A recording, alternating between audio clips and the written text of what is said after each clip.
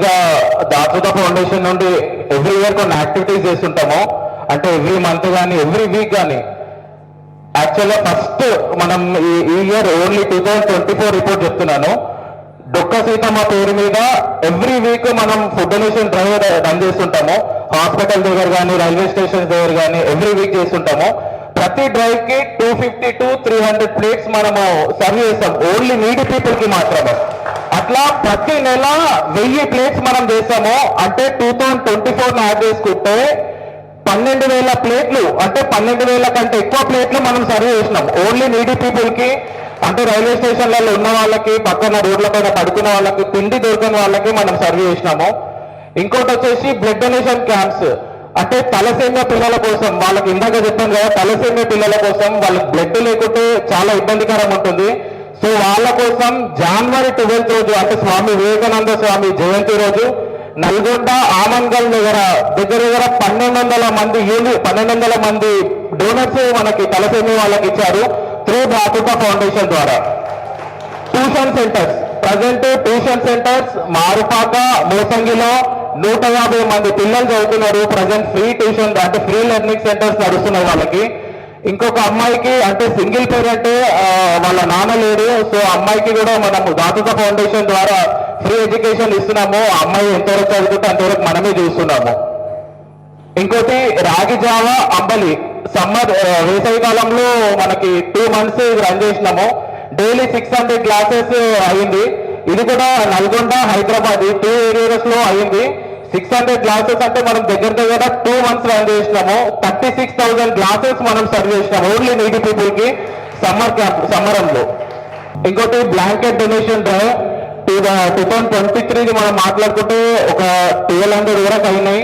మరి ఇందాకనే మిత్రులు మాట్లాడుతూ దాతృతి ఫౌండేషన్ ఏ విధంగా అయితే సమాజంలో సేవ చేయాలనే భావంతో ఎన్నో అద్భుతమైన కార్యక్రమాలు చేస్తున్నారు. నిరంతరం కూడా చాలా మంది నిరుపేద యువకులకు, అదే కాకుండా ఎడ్యుకేషన్ ఇస్తూ తలసేమియా పేషెంట్స్ కి కూడా ఎన్నో విధాలుగా ఆదుకుంటూ అద్భుతమైన కార్యక్రమాలు చేస్తూ, అదే కాకుండా ఇలాంటి బ్లాంకెట్స్ డిస్ట్రిబ్యూషన్ కానీ, సీయింగ్ మిషన్ డిస్ట్రిబ్యూషన్ కానీ ఇలాంటి చేస్తూ నిరంతరం యువకులకు ఆదర్శంగా ఉంటూ, ఏదైతే స్వామి వివేకానంద గారి ఆయన ఆదర్శంగా తీసుకొని ఆయన చూపించిన మార్గంలో పోతూ చాలా మంది యువకులని మరి ఇన్స్పైర్ చేస్తున్న ప్రత్యేకంగా దాతృత ఫౌండేషన్ కి, ప్రత్యేకంగా ఆర్గనైజర్స్ అందరికీ కూడా నేను పేరు పేరున అభినందనలు తెలియజేస్తూ,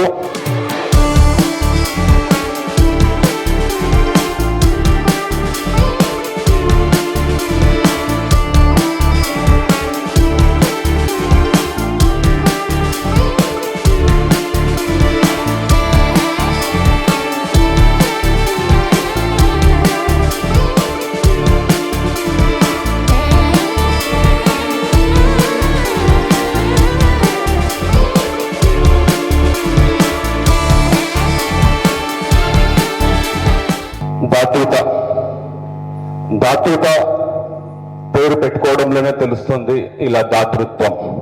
దాతృత పేరు పెట్టుకొని సోషల్ సర్వీస్, ఒక సేవ చేయాలనే భావంతో ముందుకొచ్చిన యువత నిజంగా కూడా చాలా గర్వకారణం. నా దగ్గరికి వచ్చి అన్న నేను ఈ బ్లాంకెట్ డొనేషన్ ఈవెంట్ చేస్తున్నాం పెద్దది అన్నప్పుడు, తర్వాత వీళ్ళ వీడియో చూసా నేను. వీళ్ళు చేసే పనులు, వీళ్ళు మాట్లాడే మాటలు, సొసైటీకి ఇచ్చే మెసేజ్ రియల్లీ అంటే చాలా గొప్ప విషయం. సేవా కార్యక్రమం అనేది ఎవరో చెప్తే రాదు, స్వతహాగా రావాలి. ఎందరో సేవ చేసిన వాళ్ళు ఉన్నారు, ఎందరినో మనం గుర్తించుకుంటాం. కానీ స్పెషల్గా మన చుట్టూ, మన కళ్ళ ముందు, మనతో పాటు ఉంటూ మన కోసం ఆలోచించే వాళ్ళు చాలా తక్కువ. ఎన్నో విభాగాలు ఉన్నా కూడా ఈ సేవా విభాగం అనేది ఒక దైవ సంబోధం. నేను ఎక్కడికి వెళ్ళినా కూడా ఒక సేవాభావం కనిపిస్తుంది, సేవ చేసే మనుషులు కనిపిస్తారు వాళ్ళు, అట్లాంటి ఈవెంట్లకు వెళ్తాను. కానీ ఫస్ట్ టైం భక్తి భావం కూడా కనిపిస్తుంది ఇక్కడ.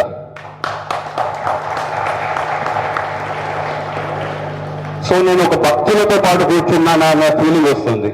సో మీరందరూ ఇలాంటి పనులలో అంటే ఇక్కడ చెప్పాను కదా, చాలా అంటే భక్తి భావంతో ఉంది. మీరు ఇక్కడికి వచ్చిన వాళ్ళకి అందరికీ కూడా నిజంగా కూడా ఎంతో కొంత సేవ అనేది ఒక చెప్పాల్సిన అవసరం లేదు. మన కళ్ళ ముందట ఆపద ఉన్నప్పుడు చేస్తే మీకు తెలియకుండానే ఆ బ్లెస్సింగ్స్ మీకు వస్తాయి, మీరు హ్యాపీగా ఉంటారు.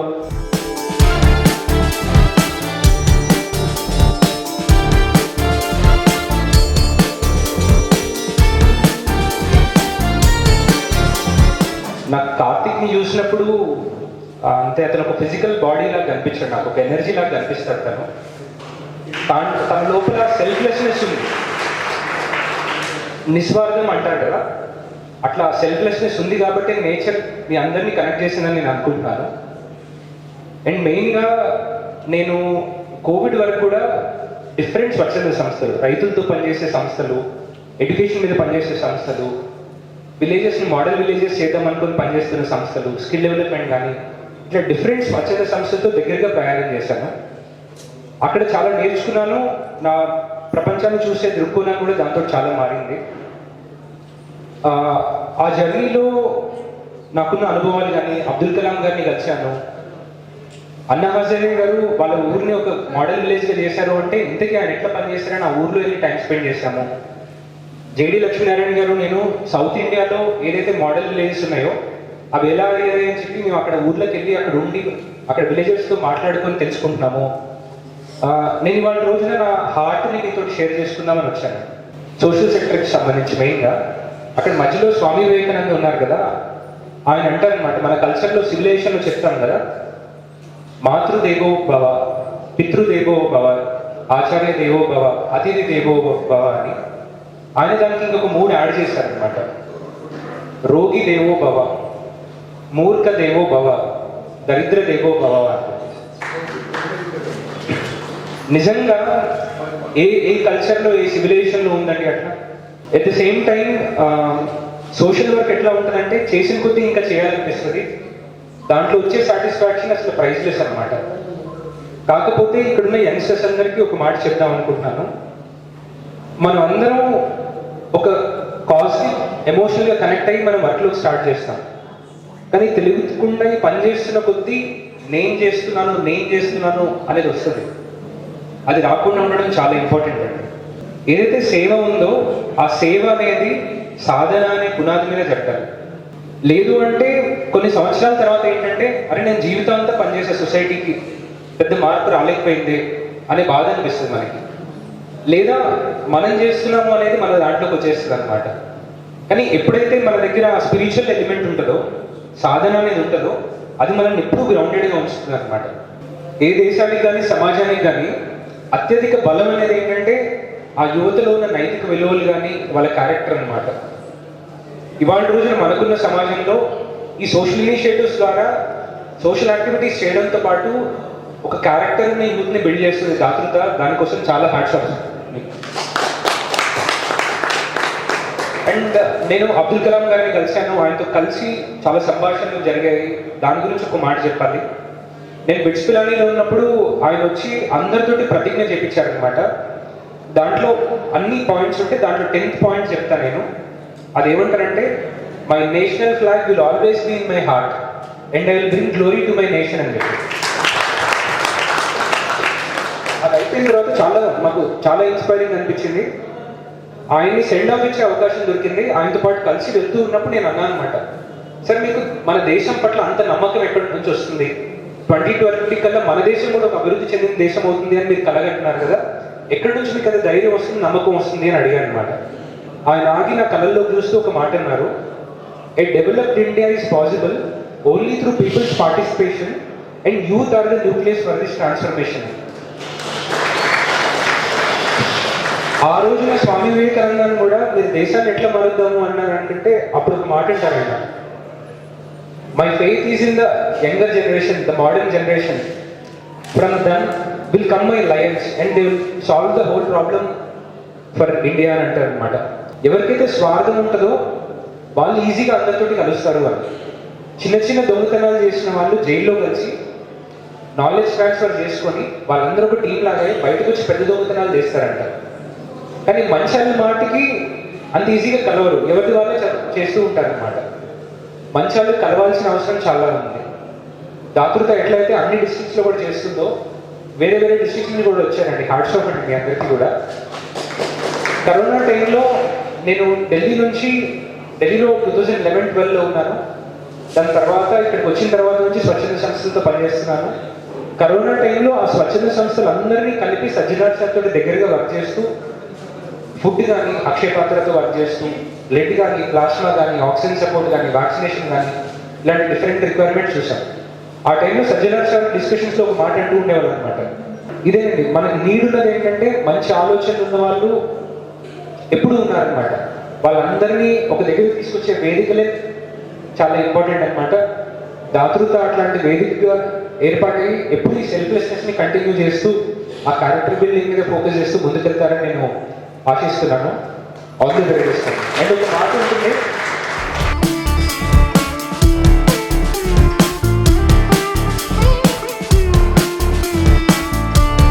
నాకు మొన్న ఒకరు ఇట్లనే దాతృత గురించి పోస్టులు చేస్తుంటే ఒక పోస్ట్ పెట్టింది నాకు. మతం కాదు మా మానవత్వం గొప్పది అని పెట్టిర్రు. నాకు నేను రిప్లై ఏం పెట్టినా తెలుసా, మానవత్వం గొప్పది అని చెప్పి ఫస్ట్ చెప్పిన మతం కూడా కాదు, ధర్మం ఏది అంటే సనాతన ధర్మము, మానవ సేవ మాధవ సేవ. మా ధర్మం చెప్పింది కాదు, అందుకే మేము బ్లాంకెట్లో వంచుతున్నాం, నిత్యం భరతమాత సేవలో ఉంటున్నాము అని చెప్పేసి రిప్లై ఇచ్చిన. సింపుల్ గా ఇక్కడ చూస్తే స్వాతంత్ర సమరయోధులు ఉన్నారు. ఈ దేశం కోసం కొన్ని వందలు వేల మంది చనిపోయారు బయట, రైట్? ఈ దేశం కోసం ఇంతమంది చనిపోయారు కదా, మనం ఇప్పుడు ఫ్రీడమ్ కోసం పోరాడాల్సిన అవసరం లేదు, ఎవ్రీథింగ్ మనకుంది. డివోషనల్ అంబియన్స్ ఉంది మొత్తం అని చెప్పేసి సీరియస్లీ. అండ్ ఆ వెనుకల శ్రీకృష్ణ పరమాత్ముడు అర్జునునికి ఒకటి చెప్తా ఉన్నాడు. ఏం చెప్తా ఉన్నాడయ్యా? పరిత్రాణాయ సాధూన వినాశాయ చతుక్షుత ధర్మ సంస్థాపనార్థాయ సంభవామి యుగే యుగే. అంటే ఎప్పుడెప్పుడు ధర్మానికి నా అవసరం ఉంటుందో అప్పుడప్పుడు నేను వస్తూనే ఉంటా, పుడుతూనే ఉంటా, నేను ఎప్పుడూ ఉంటా.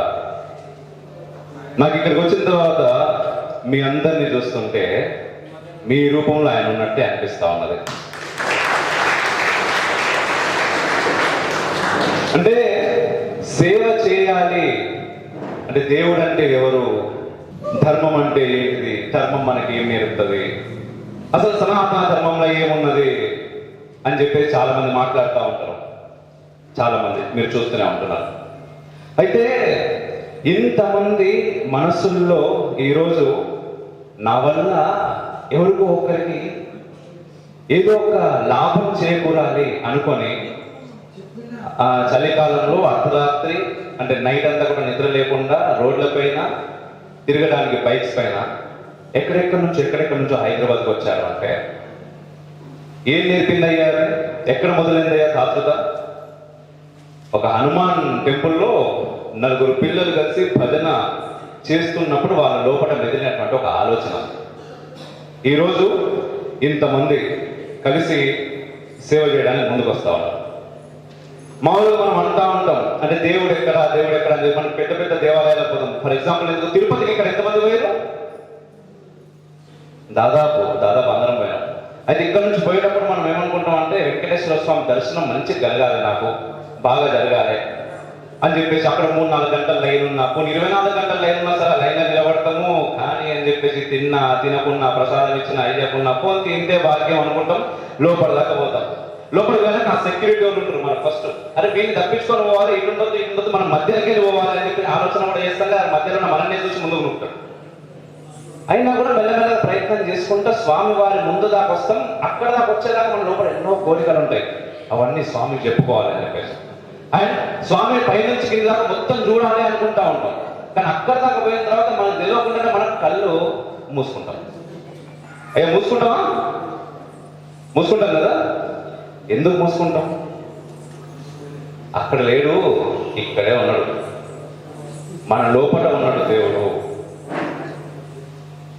అందుకోసం అని చెప్పేసి కళ్ళు మూసుకొని ప్రార్థిస్తూ ఉంటాం, చెప్తా ఉంటాం. అంటే మనల్ని మనం తెలుసుకోవడమే. ఇప్పుడు నిన్ను నువ్వు దేవుడు అంటే ఏంటిది? మన కష్టంలో ఉన్నప్పుడు దేవుడు గుర్తుకొస్తాడు. సుఖంలో ఉంటే దాదాపు మనకు గుర్తురాడనుకోవాలి. కష్టంలో ఉన్నప్పుడు దేవుడు గుర్తుకొస్తా ఉంటాడు. మనం కాదు ఎవరి కష్టంలో ఉన్నా కూడా. ఎందుకు? అరే దేవుడికి తీర్చవా, నాకు మార్పులు రావాలి, తర్వాత జాబ్ రావాలి, తర్వాత పెళ్లి కావాలి, తర్వాత పిల్లలు కావాలి, ఆ తర్వాత సొంత ఇల్లు కావాలి, ఆస్తులు కావాలి, మళ్ళీ పిల్లలకు పెళ్లిళ్ళు కావాలి, వాళ్ళకి మళ్ళీ బిడ్డలు కావాలి. ఈ ప్రాసెస్ లో ఎక్కడ కొంచెం లేట్ అయినా కూడా మనకు దేవుడు గుర్తుకొస్తూనే ఉంటాడు రోజు. సో ఇట్ ఇస్ ఏంటంటే కష్టంలో ఎవడున్నా సరే నువ్వు గుర్తించేలా చేసుకోవడం మనలో ఉన్నటువంటి దైవత్వాన్ని మనం పెంచుకోవడం. ఈరోజు దాతృత అదే పని చేస్తున్నది, ఎంతో మంది కష్టాన్ని తీర్చే పని చేస్తున్నది, కార్యక్రమం చేస్తున్నది. దానికోసం నిజంగా దాతృత వేరు నేను వేరని నేను ఎప్పుడు అనుకోను. ఎందుకంటే నేను కూడా దాతృతలో ఒక టీం మెంబర్. నిజంగా మీ అందరికీ శిరస్సుకి పాదాభివందనం చేస్తున్నా, ఇంత అద్భుతమైన కార్యక్రమం చేస్తున్నా. అయితే ఈరోజు మనం మీడియా అనుకోవచ్చు, సిస్టమ్ అనుకోవచ్చు, రాజకీయం అనుకోవచ్చు, ప్రతిదీ కూడా ఒక స్వార్థంతో నిండిపోతా ఉన్నది. అయితే నేను లాస్ట్ టైం ఇక్కడే అనుకుంటా దాతృత్వం చెప్పిన మనకు స్వార్థం చాలా ఎక్కువ ఉండాలబ్బా. ఎంత అంటే నేను నా కుటుంబం నా ఊరు దాటి, నా తాలూకా దాటి, జిల్లా దాటి, రాష్ట్రం దాటి నా దేశం బాగుండాలి అనుకునేంత స్వార్థం మనలో పడి ఉండాలి. అయితే ఈరోజు గత 4-5 రోజుల నుంచి వాటెవర్ అంటే ఎప్పుడు మీరు సోషల్ మీడియాలో ఎక్కడ చూసినా కూడా మీకు చాలా ట్రెండింగ్ ఇష్యూస్ కనబడతా ఉంటాయి.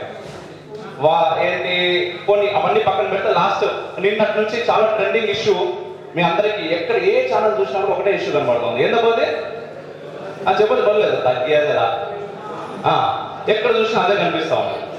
అయితే ఒక్కసారి మనం చూస్తే నార్మల్గా మన భారతదేశంలో జ్యుడిషియల్ సిస్టమ్ గురించి ఒకసారి మనం తీసుకుంటే 4,50,00,000 పెండింగ్ కేసులు ఉన్నాయి 2023 వరకు. ఎన్ని కేసులు? 4,50,00,000 పెండింగ్ కేసులు. దాంట్లో సుప్రీంకోర్టులో దాదాపుగా ఒక 66,000 వరకు ఉన్నాయి. అండ్ హైకోర్టు ఒక్కొక్క హైకోర్టులో ఒక్కొక్కటి, తర్వాత మిగిలిన కోర్టు జిల్లా కోర్టులు అవి ఉంటాయి కదా, అట్లా మొత్తం కలిపి 4,50,00,000. దాంట్లో దాదాపుగా 2 లక్షలకు పైగా పెండింగ్ కేసులు రేప్ అండ్ మర్డర్, అంటే ఆడపిల్లల్ని అతి కిరాతకంగా రేప్ చేసి చంపితే పెట్టినటువంటి కేసులు ఉంటాయి కదా, అవి దాదాపుగా 2 లక్షలకు పైగా. తీర్పు వచ్చినాయి కాదు, తీర్పు కోసం ఎదురు చూస్తున్నారు. నా కన్న బిడ్డని ఎవడో వచ్చేదో చేస్తే వాడి మీద నేను కేసు పెడితే దానికి తీర్పు ఇంకా వస్తలేదు అని చెప్పేసి తల్లిదండ్రులు అక్కడ ఎదురు చూస్తూ ఉంటే, అట్లాంటి తల్లిదండ్రులు ఎంతమంది ఉన్నారా అంటే 2 లక్షలకు పై, అంటే 2 లక్షల కుటుంబాలు న్యాయం కోసం పరితపిస్తున్నారు. ఎప్పుడు జరుగుతుంది న్యాయం? నా బిడ్డ పోయింది. సంవత్సరానికి 12,000 మంది రైతులు ఆత్మహత్య చేసుకుంటున్నారు. ప్రతి కేసు రిజిస్టర్ అవుతున్నారు. ఇన్ని కేసులు ఉండగా కోర్టుల్లో ఫైల్స్ నిండిపోతా ఉన్నాయి. వాయిదాల మీద వాయిదాలు పడతా ఉన్నాయి. సొల్యూషన్ వస్తలేదు, తీర్పు వస్తలేదు. మరి నిన్న కావచ్చు, ఇంతకు ముందు కావచ్చు, అంటే వారిని ఒక్కరిని అనాలని నా ఉద్దేశం కాదు. అంటే మన సిస్టమ్ ఎలా ఉంది అని నేను చెప్తున్నాను. మార్నింగ్ అయితే దాదాపుగా ఈవినింగ్ వరకు బెయిల్ వచ్చేసింది, రైట్? మరి ఎక్కడికి వెళ్తున్నాం మనం? ఎందుకు ఇలా జరుగుతుంది? దీన్ని మార్చాలని మీకు అనిపిస్తుందా? ఇక్కడ ఉన్న వాళ్ళకి ఎవరికైనా అమ్మా మీకు అనిపిస్తుందా? Thanks sir. అయ్యా అనిపిస్తుందా ఎవరికైనా దీన్ని మార్చాలి, మన సిస్టమ్ మార్చాలి కదా? మార్చాలి అంటే మార్చాలి అన్న తపన ఉన్న వాళ్ళు సిస్టమ్ లోపలికి రావాలి. ఈరోజు ఇంతమంది ఎక్కడెక్కడి నుంచో వచ్చారు ఇక్కడికి. అంటే మీ లోపల సేవ చేయాలి అంటే ఆలోచన ఉంది, అంటే పక్కవాడు బాగుంటే చూడాలనే కోరిక ఉంది. నా దేశం బాగుండాలి, నా దేశ ప్రజలు బాగుండాలనే కోరిక మీ లోపల చాలా గట్టిగా ఉంది. మీలాంటి వాళ్ళు దయచేసి సిస్టమ్ లోపలికి వచ్చే ప్రయత్నం చేయండి. మనం బయట నుంచి ఎంత మాట్లాడినా, ఎంత చేసినా వేరు. లోపలికి వస్తే మీ ద్వారా మార్పు మొదలవుతుంది. ఇట్ సేమ్ టైం బయట నుంచి మీ మాట్లాడాలి, మార్పు కోసం పోరాడాలి. బట్ లోపలికి రావడానికి, ఎందుకంటే ఇంతకుముందు చెప్పారు సార్ చెప్తున్నట్టు, ఇది 70% యూత్ ఉన్నారు. 70% యూత్ అంటే ఏందబ్బా? ఇక్కడ ఉన్న వాళ్ళందరూ అంతే కదా, కోరుకుంటున్నారు నా దేశం బాగుండాలి, అభివృద్ధి చెందాలి అని. సో గట్టిగా అనుకోరు.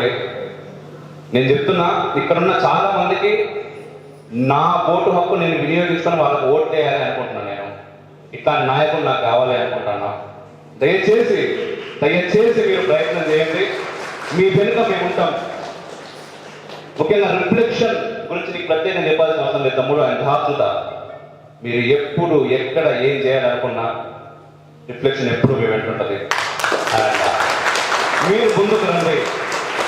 నేను పర్సనల్గా కూడా చాలా మందితో మాట్లాడుతూ ఉంటాను, తాతతో వాలంటీర్స్తో అందరితో కూడా మాట్లాడుతున్నప్పుడు అదే చెప్తుంటా, రండి మీరు ముందుకు రండి. అంటే ఎప్పుడైతే నువ్వు అధికారంలోకి వస్తావో అధికారంలో ఉండే మజా వేరు.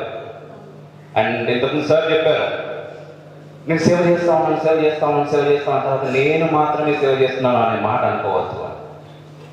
అండ్ దాదాపు నేను చాలా సంవత్సరాల నుంచి చూస్తున్నాను, రోజు రోజు పెరుగుతుంది, తాతతో తప్ప తగ్గట్లేదు. ఆ ఆలోచన మీలో ఒకటి రాదని నేను భావిస్తున్నాను, రాకూడదని కూడా కోరుకుంటున్నాను.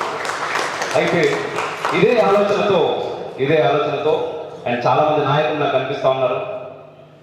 ఖచ్చితంగా వచ్చే ఎలక్షన్స్లో అట్ ద సేమ్ టైం అంటే అన్ని రకాలుగా ఐఏఎస్లు కావచ్చు సిస్టంలో మనం ఏం మార్పు తీసుకురాగలుగుతాం అంటే ఎల్ఎల్పి కూడా చాలా మంది చేస్తున్నారు ఇక్కడ.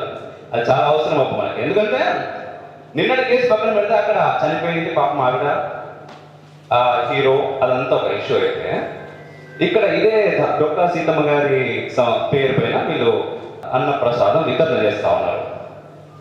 అట్లా వితరణ చేస్తా ఉంటారు కదా, పోలీసులు వచ్చి చాలాసార్లు ఆపడం జరిగింది, మీ పైన కేసులు పెడతామంటారు. అండ్ ఇక్కడ మన పాత బస్తీలో ఒక హనుమాన్ దేవాలయం మొత్తం చెత్తతో కూడుకుపోయి ఉంటే రిఫ్లెక్షన్ అయ్యి మనోడు అక్కడ చెప్తే అక్కడికి నిలబడ్డాడు. మేము వెళ్ళి అక్కడికి ఏం లేదు నీట్గా చేస్తుంటే మా పైన కేసులు పెట్టారు, సుమోటోగా తీసుకొని పోలీస్ వ్యవస్థ. సో ఏం జరుగుతుంది ఇక్కడ దయచేసి గమనించండి. బయట ఉండి చేయడం వేరు, సిస్టమ్ లోపలికి ఎంటర్ చేయడం వేరు. సిస్టమ్ లోపలికి ఎంటర్ అవుతామని మీలో ఎవరు అనిపించినా మా నుండి ముఖ్యంగా రిఫ్లెక్షన్ నుంచి ఎటువంటి సపోర్ట్ కావాలన్నా చేయడానికి మేము సిద్ధంగా ఉంటాం. అండ్ టైం అయిపోతున్నది, జాగ్రత్త. ఎందుకంటే మీరు ఒక్కొక్కరికి ఎంతమంది అంటే అంతమందిని మార్చే శక్తి ఉన్నది. సో మీరు నాలాంటి చాలా ఇంపార్టెంట్. అంటే రాంగ్ నరేటివ్ అనేటటువంటిది మనల్ని చాలా గట్టిగా ఇన్ఫ్లుయెన్స్ చేస్తూ ఉంటుంది.